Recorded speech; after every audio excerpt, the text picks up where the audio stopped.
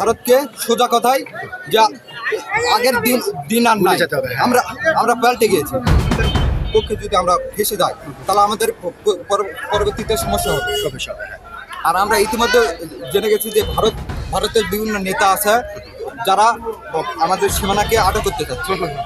ইতিমধ্যে আমাদের এর আগের কাহিনীও দেখা গেছে যে আমাদের যে বর্ডার গার্ড আছে ওনাদের উপর ইতিমধ্যে আক্রমণ হয়ে আছে।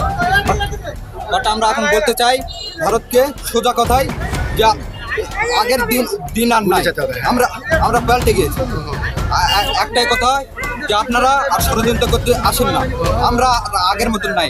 আমরা বাংলাদেশের নাগরিকরা এক হয়েছি।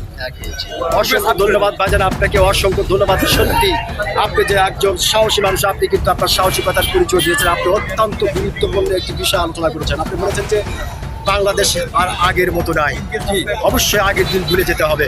অসংখ্য ধন্যবাদ ভাইজান আপনাকে।